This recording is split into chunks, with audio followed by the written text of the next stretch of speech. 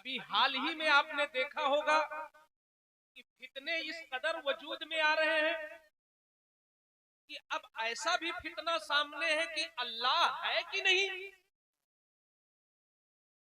जब मोबाइल के जरिए, कंप्यूटर के जरिए, इंटरनेट के जरिए फितना सिर्फ शहरों में नहीं बल्कि घर घर में पहुंचेगा और जेब जेब में पहुंचेगा, तो क्या सिर्फ ये नाजरा पढ़ लेने से और चंद उर्दू किताबें जान करके फिर दुनिया में खो जाने से क्या तुम्हारा बच्चा अपना अकीदा बचा सकेगा?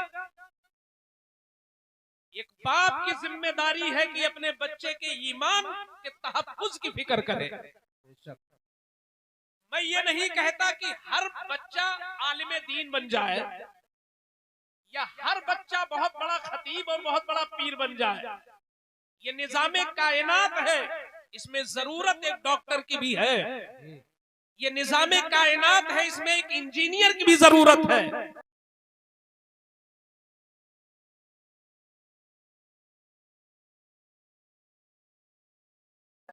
बहैसियत मोमिन और बहैसियत गुलामे मुस्तफा, हदीसे पाक की रोशनी में हर मुसलमान के लिए इतना इल्म जरूरी है वो जाने कि अल्लाह क्या है, नबी क्या होते हैं, नबियों के बारे में हमारा अकीदा क्या होना चाहिए, रसूलों के बारे में हमारा अकीदा क्या होना चाहिए, फिरिश्तों के बारे में हमारा अकीदा क्या होना चाहिए, कयामत के बारे में, जन्नतो दोज़ख के बारे में हमारा अकीदा क्या होना चाहिए, मौत के बाद हमारे आमाल तौले जाएंगे, इस सिलसिले में हमारा अकीदा क्या होना चाहिए, मसलको मजहब की जानकारी होनी चाहिए। अगर जो फर्ज उलूम है अगर आपने अपने बच्चे को न दिया तो कोई जरूरी नहीं कि इस तरह के जैसे आज आसमान से बारिशें हो रही है इस तरीके से नित नए फितने वजूद में आ रहे हैं।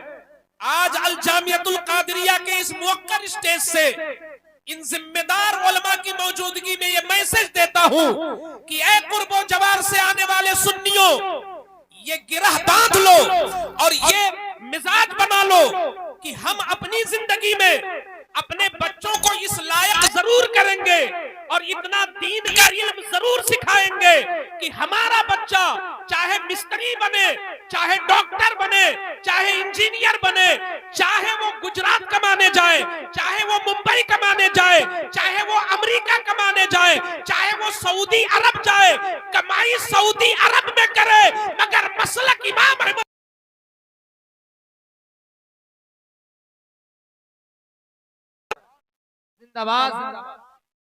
आज अगर थोड़ी मोड़ी बेदारी आई भी है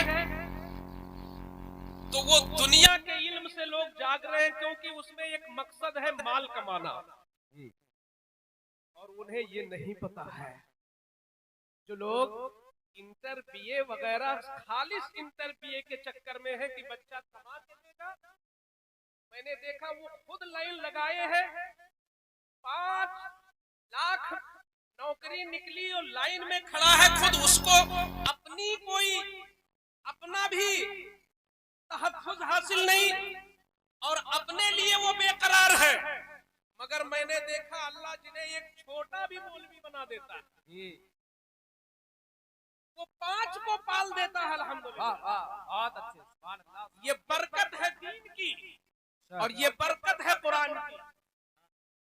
किसी के 4 बच्चे हो वो तजर्बा कर ले, 3 बच्चों को चाहे वो खेत बेच के पढ़ा दे, अपना शौक मार के पढ़ा दे, हर मकान बेच के पढ़ा दे, दुकान बेच के पढ़ा दे, लेकिन एक बच्चा दारुल मसूदिया खसियारी मस्जिद में एक मामूली आलिम दीन बन जाए।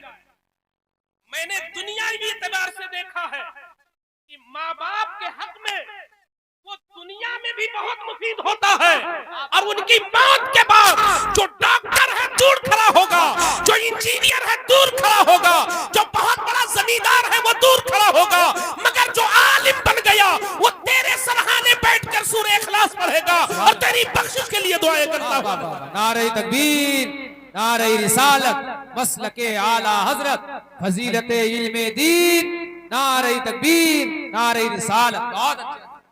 बल्कि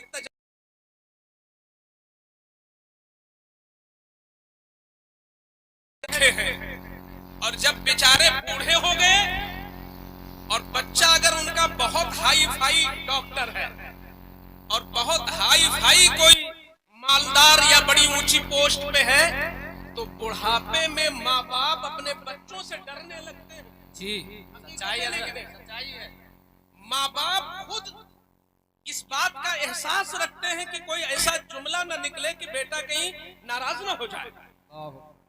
ये दुनिया का इल्म है जो माँ बाप पे रोक डालता है, जो माँ बाप को हिरासा कर रहा है, जो माँ बाप को डरने पे मजबूर कर रहा है। बच्चा उसका है, बाप ने अपनी ख्वाहिश पूरी नहीं किया, उसने अपना सही से इलाज नहीं कराया, चेकअप नहीं कराया और भारी एडमिशन करा के उसको डॉक्टर बना दिया। अब वो इतना ऊंचा डॉक्टर है कि अपने डॉक्टरों की मजलिस में बैठा है। अब बाप सादे लिबास में आया तो अपने बाप का तारुफ नहीं कराता कि ये मेरा बाप है, लेकिन ये आलिम दीन अगर मिंबरे रसूल पर कुर्सी पे बैठ के तकरीर कर रहा हो, मौलाना अरशद सकाफी साहब दौरान खिताब भी हो और उनके वालिद गिरामी कारी शाहिद साहब आए, तो वो हाथ चूम के बताएंगे हम कितने भी बड़े अल्लामा हो जाए मगर बेटा बेटा रहेगा और बाप बाप ही रहेगा। सुभान अल्लाह, सुभान अल्लाह, वाह वाह वाह वाह, बहुत अच्छा। ये हकीकत है। सुभान अल्लाह। बल्कि उल्टा है, दुनियावी तालीम जो सिर्फ पाता है जिसके पास दीनी सोहबत नहीं है, उलमा की संगत नहीं है, जो मदरसों से जुड़े नहीं है, जो किसी आलिम की सोहबतों में नहीं रहते हैं और सिर्फ दुनिया की तालीम हासिल करते हैं, वो बड़े होने के बाद माँ बाप को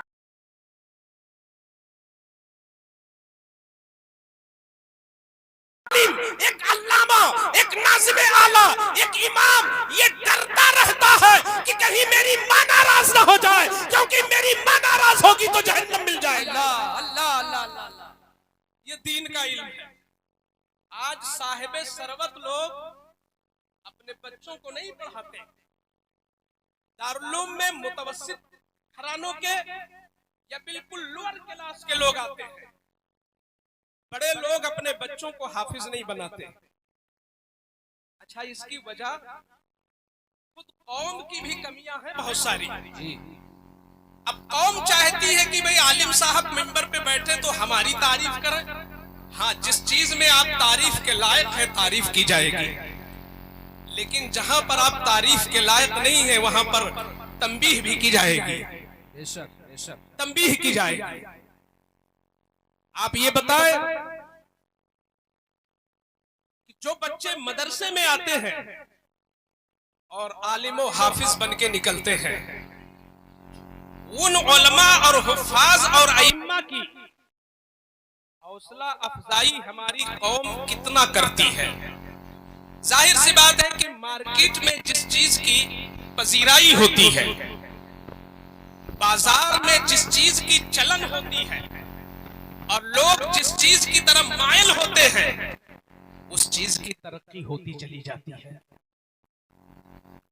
आप अपने गांव में मदरसे से आपने इमाम मांगा, इमाम की तनख्वाह आपने 10,000 या 8,000 रख दी, लेकिन क्या कौम के लोगों को यह नहीं सोचना चाहिए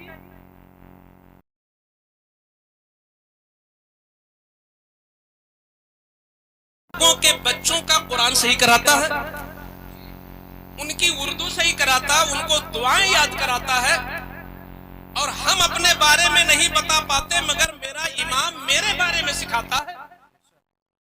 बाप खुद नहीं बता पाता, वो नहीं बताता कि मैं तेरे लिए जन्नत का दरवाजा हूँ, लेकिन एक इमाम तो सिखाता है ना बच्चों को कि बाप का हाथ चूमो कि कोई बाप जन्नत का दरवाजा है, माँ के कदम के नीचे जन्नत है। इतना बड़ा काम आपका इमाम करता है, लेकिन जब आप शादी करते हैं अपने बच्चे की या बच्ची की, हाल बुक कर लिया आपने 1.5 लाख में, बारातियों का खाना कर लिया आपने 5 लाख में, कम से कम शादी आपने 10 से 12 लाख में की, और जब काजी साहब और इमाम साहब को निकाह पढ़ाने का नजराना देना हुआ तो मौलाना मोइनुद्दीन साहब से पूछते, हजरत इस गांव में कितना चलता है, 500 कि 1100? अब चलता क्या है? मैंने कहा कि आप हजरत से ये पूछ रहे हो कि चलता क्या है, आप ये मसला भी तो पूछ सकते थे कि हजरत क्या निकाह मस्जिद में भी हो जाता है? क्या बात है, वाह वाह, ये भी तो पूछ सकते थे। आपने हाल बुक कर लिया 1.5 से 2 लाख का, कोई फर्क नहीं पड़ा। और जब एक इमाम की खिदमत की बात आई तो आप पूछते हैं इस गांव में चलता क्या है? अल जामियतुल कादरिया के बैनर तले आने वाले अतराफ के सुन्नियों, ये मैसेज लेके जाओ, ये मैं मांग नहीं करता, मुतालबा नहीं करता, बल्कि मैं इल्म की तरक्की का राज बताता हूँ कि काश अगर तुम 10 लाख की शादी करते हो तो क्या जो अहम चीज ईजाब कबूल है, क्या उसके लिए तुम 10,000 अपने इमाम की खिदमत नहीं कर सकते हो? बादातियों ने 4 लाख का खाना खा करके अपने पेट से बाहर कर दिया, मगर जिसको तुम 10,000 दोगे वो तुम्हारे लिए दुआएं भी करेगा और तुम्हारे बच्चों को आदत भी सिखाएगा। वाह वाह वाह वाह, नारे तकबीर, नारे रिसालत, मसलके आला हजरत, उलमाए अहले सुन्नत, नारे तकबीर, नारे रिसालत। बहुत अच्छे से सुभान अल्लाह, सुभान अल्लाह। जब तक सरमायादारों के अंदर ये मिजाज था कि उलमा को नवाजे, तब जमात में मुहद्दिसीन पैदा हुए। क्या बात है, उस वक्त खुरासान और बगदाद में फुकहा पैदा हो रहे। हाय हाय हाय,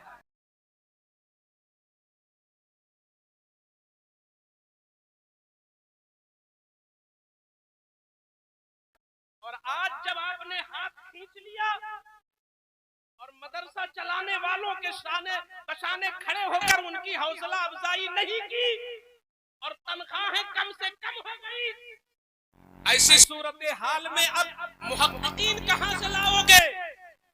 अब इमाम आजम के मसलक की वजाहत करने वाले फुकहा कहां से पैदा होंगे?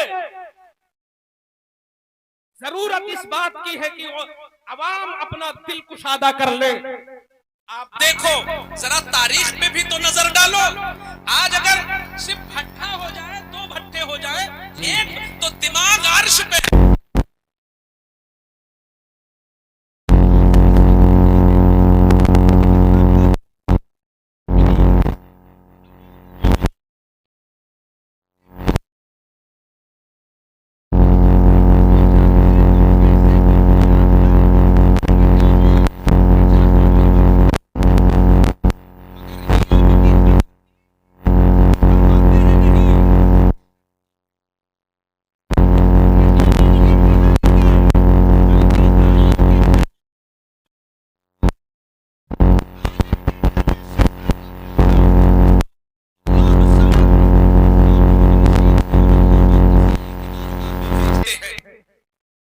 भेजने के बाद आपकी तरह गुमसुम नहीं हो गए।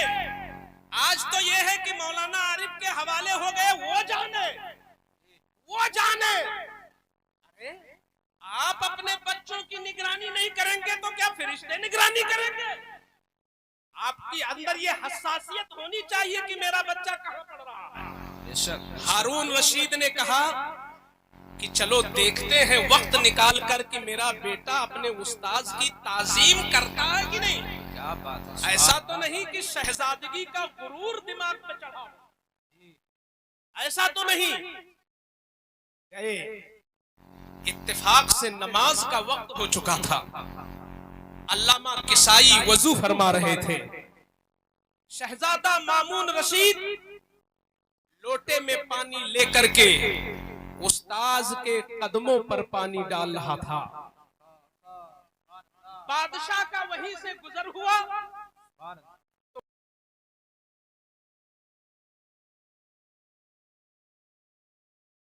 बुरा लगा कि शहजादे से खिदमत क्यों ले रहे हैं, लेकिन जब उतरे बादशाह तो उनकी हैरत की इंतहा हो गई कि उस्ताद को कुछ नहीं कहा बल्कि अपने बेटे को डांटा और तंबीह किया, नादान, तुझे इतना पता नहीं कि अल्लाह ने 2 हाथ क्यों दिया है? वाह वाह वाह, तू सिर्फ पानी डालता है। अरे तेरे अदब का तकाजा ये है कि तू पानी भी डाल और अपने एक हाथ से उस्ताद का पाँव भी धो, क्योंकि ये मुहद्दिस है और असली इज्जत मुहद्दिस को होती है, असली इज्जत आलिम को होती है। सुभान अल्लाह, सुभान अल्लाह, बहुत अच्छा, जिंदाबाद जिंदाबाद, ये इल्म की इज्जत है। वाह वाह वाह। आज अगर एक कोई आलिम किताब लिख ले तो कोई छपाने के लिए तैयार नहीं जी, दर दर मारे फिरे। हाँ, जहां नाम होना है वहां 11 डेग बनवा दो, जहां ऐलान होना है वहां 50 डेग बनवा दो, जहां मोछे ऊंची करनी है वहां इतना खर्च हो जाए, जहां नाम कमाना है और किसी से सबकत ले जाना है तो उन्होंने 10 लाख की किया तो मैं 20 लाख की शादी करूंगा, वहां पर तो कौम के पास पैसे हैं, मगर इल्मे दीन के लिए पैसे नहीं। मामून रशीद, जिसको हारून रशीद ने ये अदब सिखाया था, जब उसने मदरसा कायम किया तो उसने कहा, सुनो, जिस मुदर्रिस को मैं रखूंगा तनख्वाह अलग होगी, तनख्वाह अलग होगी, और अगर कोई टीचर, कोई मुदर्रिस, कोई मुअल्लिम अगर कोई किताब लिखता है तो किताब लिखने की उजरत अलग मिलेगी और किताब के बराबर सोना भी दिया जाएगा। ये इल्म की तरक्की हो रही थी।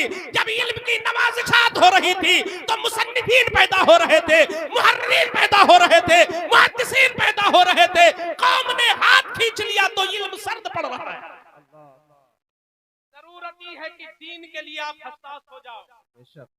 क्या मिजाज था, अल्लाह समद। यही मामून रशीद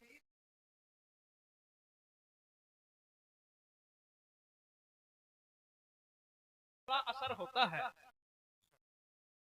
आप चाहो कि हम डांट डांट के सिर्फ अपने बच्चे को तहज्जुद गुजार बना दे तो ये ख्वाब है आपका।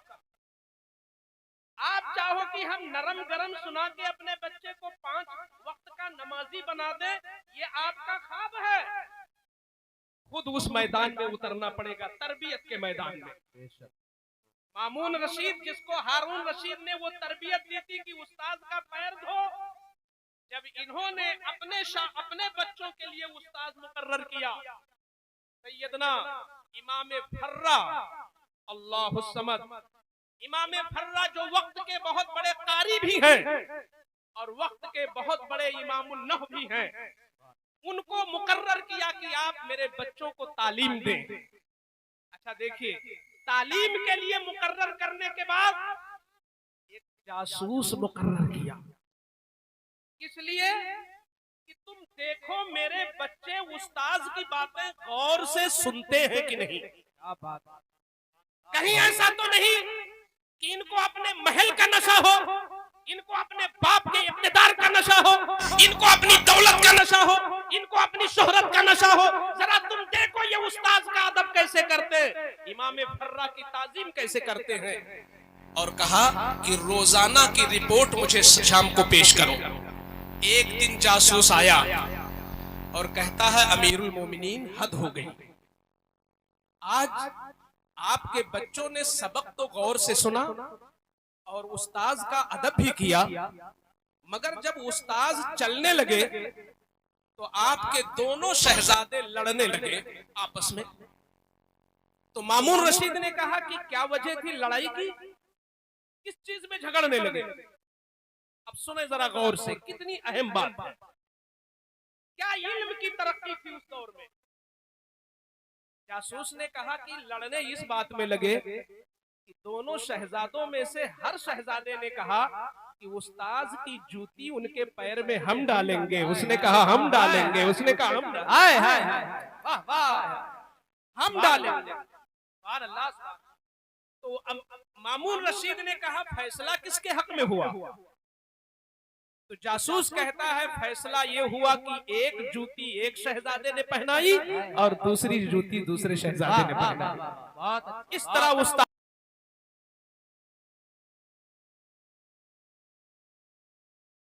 हुआ।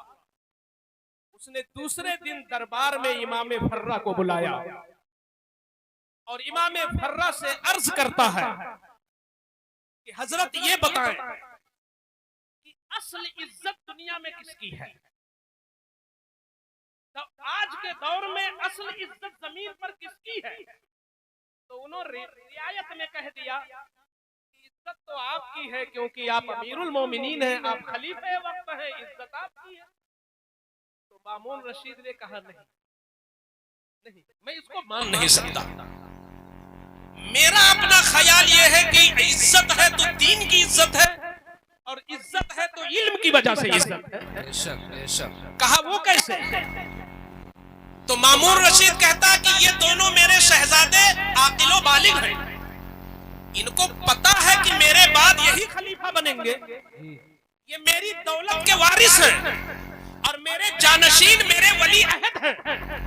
मगर आज तक इन शहजादों ने मेरी जूती के लिए लड़ाई नहीं की। अल्लाह अल्लाह। मगर आपकी जूतियों के लिए इन्होंने पहनाने में लड़ाई किया।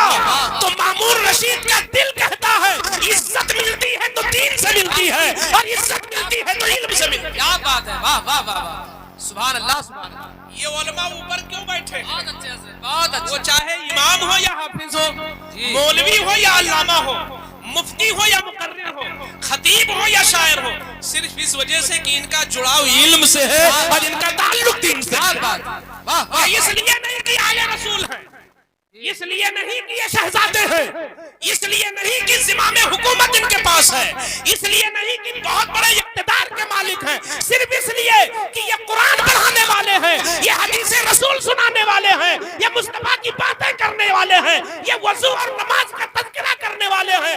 दीन की वजह से इज्जत दुनिया में भी है, आखिरत में भी मिलेगी। सुभान अल्लाह सुभान अल्लाह सुभान अल्लाह। आप देखें जहां भी हम देखते हैं हमें दीन की वजह से इज्जत दिखती है। बेशक। अच्छा हजरत मुफ्ती साहब, आज के मालदारों का आप दुनिया ही में देख लीजिए, जब तक उनके बदन में ताकत है उनका जलवा है। आंख कान नाक समात आजा जब तक सलामत है तो घर में भी है इज्जत और बाहर भी है इज्जत, उनके जलवे होते हैं। लेकिन जब वो बुढ़ापे की तरफ माइल होते हैं और उनके कमर में दर्द शुरू होता है, घुटने में दर्द शुरू होता है, एक वक्त ऐसा भी आता है कि घर के लोग भी उनको बोझ समझने लगते हैं और वो फिर कोई न कोई मोहल्ले की मस्जिद ढूंढने लगते हैं और घर के लोग इंतजार में होते हैं कि बुढ़वा कब जाए। सच्ची बात। पूरी जिंदगी तुमने दौलत जमा किया जिसके लिए, वो मुंतजिर है कि तुम्हारी जगह पे उसका नाम आए। अब न्योता में तुम्हारा नाम ना चले, उसका चढ़े कि इतना न्योता किया बच्चे ने। वो मुंतजिर है, तुम बोझ हो बोझ। अरे उसके लिए तुमने भट्ठा बनाया, उसके लिए तुमने नेता नगरी की, उसके लिए तुमने लाखों अरबों झूठ बोले, नमाजों को छोड़ा, धोखेबाजी किया, सूदखोरी किया, सब कुछ किया दौलत बनाने के लिए। दीन को छोड़कर वही बेटा तुमको बोझ समझता है। मगर अल्लाह की इज्जत की कसम, ये बरकती फकीर का ईमान भी है, अकीदा भी है कि कभी कोई आलिम दीन बोझ नहीं होता, आलिम बूढ़ा होता है, इज्जत बढ़ती जाती है, वकार बढ़ता चला जाता है। सुभान अल्लाह सुभान अल्लाह। नारे तकबीर, नारे रिसालत, मसलके आला हजरत, फैज़ाने गौसे आज़म, नारे तकबीर। हुजूर मुहद्दिसे कबीर 94। वाह वाह वाह। मगर अभी आ जाए तो पूरे मजमे में बाहर आ जाएगी। वाह वाह वाह। इल्म बूढ़े को बावकार बनाता है, बहुत अच्छे। और दौलत तो दुनिया ही में साथ छोड़ देती है। मैंने नहीं देखा कि किसी जमीन खरीदने वाले को चांदी से तौला हो किसी ने, भट्ठे खरीदने वाले को किसी ने चांदी से तौला हो। मगर मैंने सुना, तारीख में पढ़ा कि इसी रूए जमीन पर अगर किसी ने मसले मसाइल में महारत हासिल किया और इल्मे फिक़ह में अगर वो माहिर बना, तो दुनिया ने उसे चांदी से तौल करके बताया कि अगर इज्जत है तो इल्म की इज्जत है, इज्जत है तो दीन की इज्जत। सुभान अल्लाह सुभान अल्लाह, बहुत अच्छे हज़रत, जिंदाबाद। तो इसलिए अपने बच्चों को दीन से जोड़ो। सुभान अल्लाह। आप इसके लिए करें क्या? आज तो जितनी रिपोर्टें आ रही हैं वो मुसलमानों के हक में नहीं है, चाहे वो सच्चर रिपोर्ट कमेटी रिपोर्ट हो या कोई और हो। आप देखेंगे, आप शहरों में जाइए, नाथपारा बहराइच में किसी गैरेज में जाइए और वहां देखिए कि अगर 12 साल का बच्चा, 13 साल का बच्चा, 11 साल का बच्चा आपको कहीं जो है गाड़ी साफ कर रहा है, कुछ बना रहा है, कुछ खोल रहा है, अक्सर बच्चे देखेंगे तो मुसलमानों के बच्चे मिलेंगे। जी बेशक। जबकि ये उनके दीन सीखने का वक्त है, अकीदा सीखने का वक्त है, ईमान सीखने का वक्त है। बेशक। आप शहर से बाहर निकले, किसी ढाबे पर जाएं तो मेज साफ करता हुआ, झाड़ू लगाता हुआ, प्लेटें निकालता हुआ, सलाद काटता हुआ, रोटी ला करके देने वाला अक्सर बच्चे आप मुसलमानों के देखेंगे।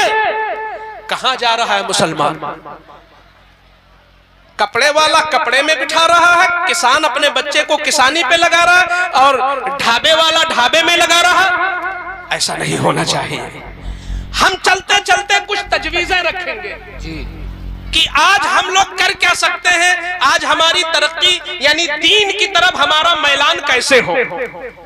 तो हमने जहां तक समझा है कि हमारे उलमा भी इस पर अब काम करें कि सरपरस्तों से मिल मिल करके, मसलन हमारी रिश्तेदारी जहां तक है, खालू मामू नाना जितने भी हैं, अपने रिश्तेदारों से मिलें और उनके बच्चों का हम जायजा लें कि वो बच्चे कर क्या रहे हैं, उनकी उम्रें क्या है।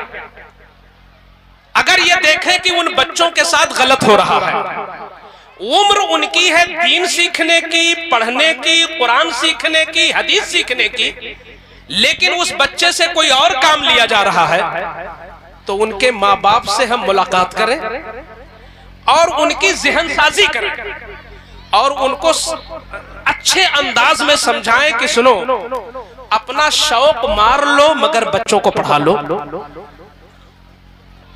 हफ्ते में गोश्त न खाओ, महीने में गोश्त खाओ, मगर बच्चों को पढ़ा लो। बहुत हाई फाई मकान न बनाओ, मगर बच्चों को पढ़ा लो। आज अलमिया यह है कि अगर कोई तरक्की करता भी है कि गया सऊदी कमा लिया और गया मुंबई कमा लिया, तो पहला टारगेट ये होता है कि मकान बना ले। अरे तुम मकान बना रहा, बच्चों को बिगाड़ रहा।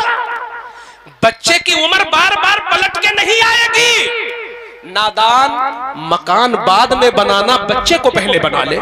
सुभान अल्लाह। अगर तूने मकान खड़ा कर दिया और जमीनें ढेर सारी खरीद ली, लेकिन तेरा बच्चा नाकारा है, अगर कहीं बच्चा तेरा शराबी हो गया, कहीं तेरा बच्चा जुआरी हो गया, कहीं तेरा बच्चा गुनाहों के अड्डे पे जाने वाला हो गया, कहीं तेरा बच्चा हरामखोर हो गया, तो तेरा बनाया हुआ मकान भी बेच लेगा, तेरी बनाई हुई दुकान भी बेच लेगा, तेरी खरीदी हुई गाड़ी भी बेच लेगा। लेकिन अगर तूने अपने बच्चे को बासलाहियत बना दिया, आलिम बना दिया, अच्छा अदीब बना दिया, दीन का माहिर बना दिया और सेहतमंद बना दिया, तो तुझसे से न जाने कितने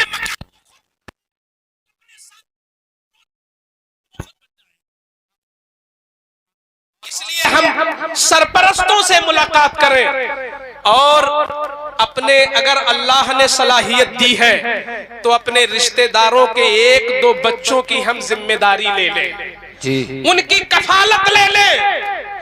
और मैं कहता हूं, अगर तुम्हारे माल से, तुम्हारे पैसे से कोई एक आलिम बन गया, कोई एक हाफिज बन गया, तो ये ऐसा सदक़े जारिया है कि तूने अपने पैसे से एक हाफिज़े कुरान बनाया, एक आलिमे दीन बनाया, तो सिर्फ आलिम ही नहीं बनाया, अपनी कब्र की रोशनी का इंतजाम कर लिया और पुलसिनात की सवारी का इंतजाम कर लिया और तूने जन्नत में अपने मकान का इंतजाम कर लिया। बहुत अच्छे, बहुत अच्छे। आपका बच्चा नहीं पढ़ सकता, अपने भाई के बच्चे को पढ़ा दो, बेशक, अपनी बहन के बच्चे को पढ़ा दो, रिश्तेदारों में कोई होनहार बच्चा हो उसे पढ़ा दो।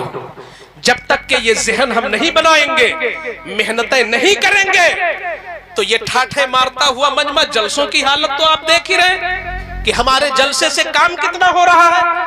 जब तक हम मदरसों को मजबूत नहीं करेंगे, आका ने फरमाया मन तमस्सका बिसुन्नती इंदा फसाद उम्मती फलहू अजरो मिअत शहीद। जब उम्मत में फसादात हो, इख्तिलाफ और फितने हो, सुन्नतें मिटाई जा रही हो, ऐसे माहौल में अगर कोई मर्दे मुजाहिद हुजूर की सुन्नत को मजबूती से थाम ले और हुजूर की सुन्नत को जिंदा कर दे, तो ऐसे माहौल में उसे 100 शहीदों का सवाब मिलता है। आज वही हालात मदारिस के हैं। मदारिस पे खारिजी हमले भी हैं, मदारिस पे दाखिली हमले भी हैं, मदारिस के वजूद को मिटाने की नापाक साजिशें हैं, मदारिस लोगों की निगाहों में खटक रहे हैं, मदरसा एक लफ्ज़े गाली बन गया है। ऐसे मौके पर ऐ कौम के हसास लोगों, तुम मदरसों को इस नियत से न देखो कि ये मौलाना मुइनुद्दीन का बनाया हुआ है, बल्कि इस नियत से देखो कि ये रसूलुल्लाह का घर है। इसकी ईंट ईंट से मोहब्बत करना तुम्हारा ईमानी फरीजा है और तुम्हारा अखलाकी फरीजा है। सुभान अल्लाह, सुभान अल्लाह। जहाँ कोई साथ नहीं देता है वहाँ मदरसा आगे आता है। कौम पर जब भी कोई बड़ी चीज आती है, जब भी कोई हादसे आते हैं, जब भी कोई फितने आते हैं, मालदार कहाँ सामने आते हैं, भट्ठे वाले कहाँ सामने आते हैं, नेता नगरी वाले सामने का। हमारे उलमा हैं जो हर मैदान में तुम्हारी रहबरी करते हैं। इसी हिंदुस्तान पे जब अंग्रेजों ने अपना कब्जा जमाया था और वो तन के गोरे और मन के कालों ने जब तुम्हारी मईशत को तोड़ा था और मईशत तोड़ने के बाद जब तुम्हारी तहजीब को खत्म कर रहे थे, जब तुम्हारे ईमान पे हमला कर रहे थे, बताओ उस वक्त हिंदुस्तान में क्या मालदार नहीं थे? यकीनन मालदार थे, जमींदार थे, राजा महाराजा थे, नवाब थे, हर किस्म के लोग हिंदुस्तान में थे। लेकिन वो अंग्रेजों के नापाक कदम को यहाँ से हटाने के लिए सबसे पहले जिसने फतवा दिया था वो कोई मालदार से मालदार नहीं, बल्कि मदरसे के इल्म से आरास्ता, इल्म कुरान और इल्म हदीस का माहिर वो अल्लामा फजल हक खैराबादी थे, जिन्होंने फतवा दे करके हिंदुस्तान को आजाद कराने का रास्ता पैदा किया। सुभान अल्लाह, सुभान अल्लाह। तो इसलिए मदरसों के एहसान को मानो और मदरसों से मोहब्बत करो। ये रसूलुल्लाह का घर है। अगर तुम अपने घर को चमकाते हो तो हुजूर के घर में से भी मोहब्बत करो।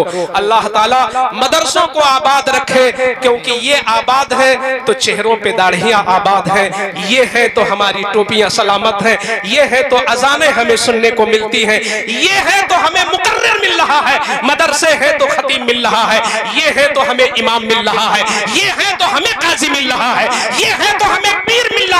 ये जमातें तुम्हें नहीं मिलेंगी जिस दिन मदरसा नहीं होगा।